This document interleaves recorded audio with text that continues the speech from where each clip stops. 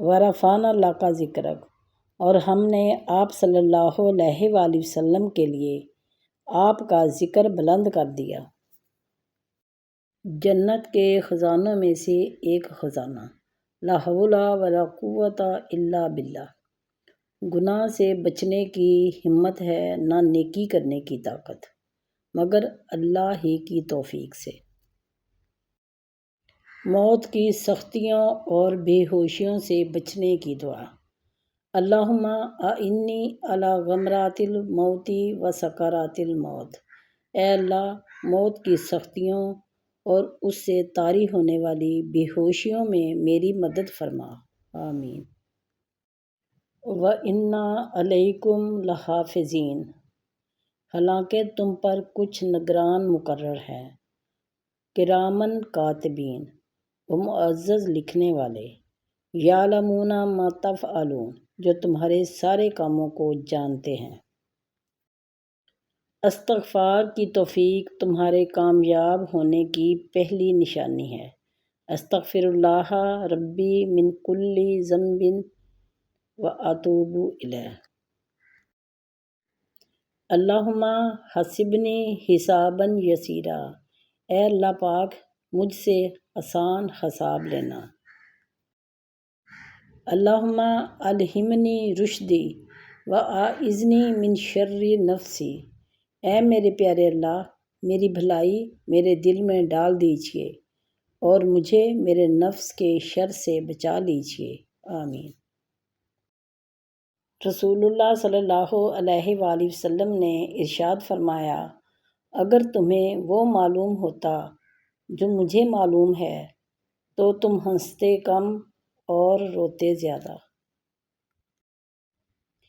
بے شک میں ہی اللہ ہوں، میرے سوا عبادت کے لائق اور کوئی نہیں، پس تو میری ہی عبادت کر اور میری یاد کے لیے نماز قائم رکھ۔ اے نبی صلی اللہ علیہ وآلہ وسلم، آپ درگزر کرو، نیکی کا حکم دو اور جاہلوں سے نہ الجھو، اور ہر وقت اللہ سے ڈرتے رہو، اللہ تعالیٰ تمہارے سب اعمال سے باخبر ہے۔ اے اللہ پاک قرآن کو بنا دے میرے دل کی بہار اور میرے سینے کا نور، اور میرے غم کو دور کرنے والا اور میری فکر کو لے جانے والا۔ نبی صلی اللہ علیہ وآلہ وسلم نے ارشاد فرمایا، ہم جس کو کسی کام پر متعین کریں اور اسے اس پر تنخواہ بھی دیں تو وہ جو اس سے مزید مال یا دیگر فوائد لے گا وہ خیانت ہوگی۔ جب آپ کا رویہ لوگوں کی توقعات کے مطابق نہیں ہوتا تب ان کا اصلی چہرہ سامنے آتا ہے۔ جن کو منزلوں کی فکر ہو وہ لذتیں دیکھ کر رکتے نہیں، اپنا سفر جاری رکھتے ہیں۔ کسی بھی چیز سے پریشان ہونے کی ضرورت نہیں ہے، اے انسان، نہ تو یہ درد ہمیشہ رہنے والا ہے اور نہ ہی یہ زندگی۔ نرمی سے جواب دینا دوسرے کے غصہ کو کم کرتا ہے۔ ان لوگوں کا رشتہ بہت خاص ہوتا ہے جن کے جذبات الفاظ کے محتاج نہ ہوں۔ الحمدللہ کہیے اور یاد رکھیے آپ کی زندگی ہزاروں لوگوں سے بہتر ہے، الحمدللہ۔ اے ہمارے پروردگار، ہم کو اپنی رحمت خاص سے نواز اور ہمارا معاملہ درست کر دے، آمین۔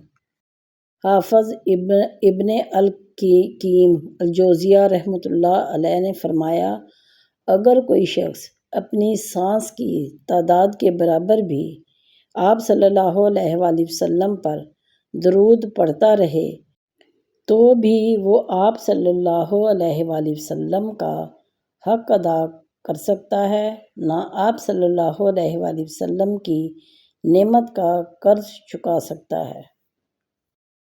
رسول اللہ صلی اللہ علیہ وآلہ وسلم نے ارشاد فرمایا، جس نے یہ کلمات پڑھے اس کے لیے آسمان کے دروازے کھول دیے گئے۔ اللہ اکبر کبیرہ والحمد للہ کثیرہ وسبحان اللہ بکرۃ و اصیلا۔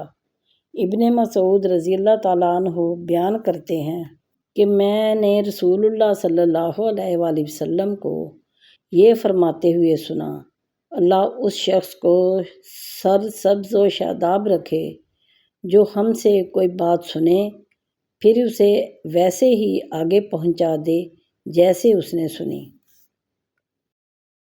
نبی صلی اللہ علیہ وآلہ وسلم نے ارشاد فرمایا، کیا تم میں سے کوئی شخص اس بات سے عاجز ہے کہ ہر روز 1000 نیکیاں کمائے؟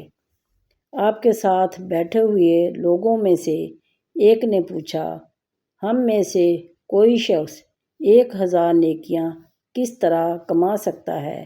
تو آپ صلی اللہ علیہ وآلہ وسلم نے فرمایا، وہ 100 بار سبحان اللہ کہے، اس کے لیے 1000 نیکیاں لکھ دی جائیں گی اور اس کے 100 گناہ مٹا دیے جائیں گے۔ کثرت سجود کا فائدہ۔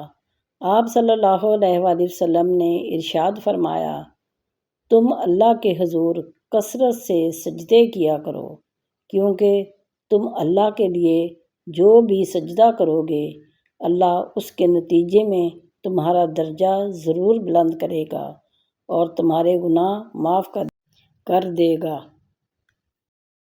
کیوں پریشان ہوتے ہو؟